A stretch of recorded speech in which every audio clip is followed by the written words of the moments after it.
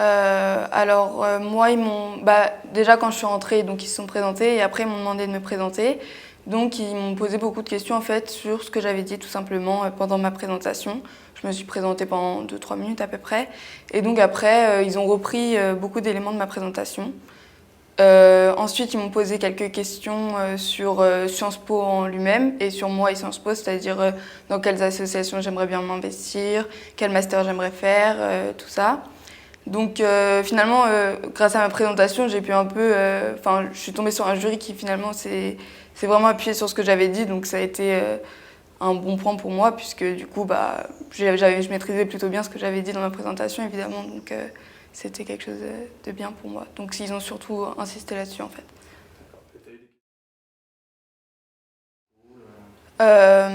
Donc moi en fait j'avais vu celui qui était sorti juste avant moi, donc vu que j'étais un peu stressée et tout ça, je lui ai demandé et il m'a dit qu'ils étaient super cool et tout, donc je savais déjà qu'ils allaient être sympas quand je suis rentrée. Et effectivement c'était deux femmes très souriantes qui étaient pas du tout là pour me piéger ou quoi que ce soit, qui étaient vraiment très sympas. Donc je me suis sentie à l'aise rapidement, elles m'ont dit, elles m'ont pas du tout mis mal à l'aise. Et donc elles sont présentées, mais malheureusement je venais d'entrer, j'étais dans le stress de comment je vais faire, qu'est-ce que je vais dire, donc j'ai pas du tout retenu qui c'était. Mais c'était deux femmes et voilà, elles étaient gentilles. Je crois qu'il y en avait une qui était dans l'administration, quelque chose comme ça, mais bon, je peux pas dire en détail. Alors moi j'avais mis en deuxième campus le campus de Reims parce que c'était quand j'avais fait mon dossier, je m'étais pas vraiment posé question en fait, je m'étais juste je l'avais mis, moi je voulais vraiment Paris et j'ai eu Paris et donc j'avais mis un deuxième campus comme ça un peu sans vraiment réfléchir. Et en fait du coup elles ont essayé, genre elles disaient que c'était pas très cohérent sachant que j'ai beaucoup parlé de l'Inde et tout, donc de pas avoir mis le campus du Havre en deuxième. Donc voilà, là-dessus, c'est vrai que j'étais un peu piégée sur le fait comment justifier que j'avais mis le campus de Reims en deuxième.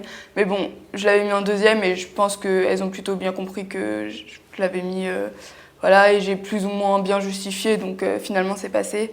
Mais c'est vrai que là-dessus, elles m'ont dit que je manquais un peu de cohérence. Euh, Franchement, moi je pense que c'est vraiment.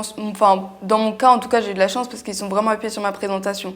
Et pour le coup, j'avais vraiment travaillé cette présentation, je savais exactement qu'est-ce qu'il fallait que je dise dedans. Enfin, il faut pas faire par cœur, il faut pas dire un truc récité, sinon ça se voit tout de suite. Mais il faut savoir exactement quels éléments on va dire, dans quel ordre. Il faut toujours rester cohérent en fait, je pense qu'ils cherchent vraiment la cohérence dans ce qu'on dit.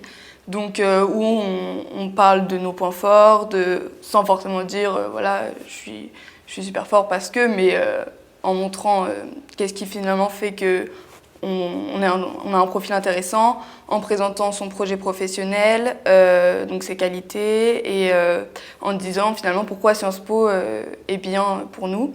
Et donc voilà, moi je conseille de vraiment bien préparer cette présentation.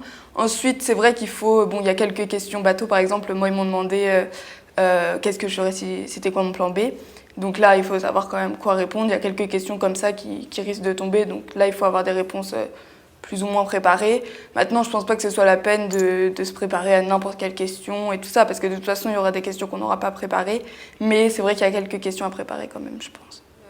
Sinon, c'est important aussi je pense, de dégager quelque chose de positif, c'est-à-dire d'être souriant, d'être voilà, à l'écoute, de montrer qu'on s'intéresse à ce que le jury dit, de jamais être sur la défensive, de toujours vraiment accueillir les propos du jury en souriant et en étant à l'aise, sans non plus être niais et sourire tout le temps, mais bon, rester toujours positif, quoi.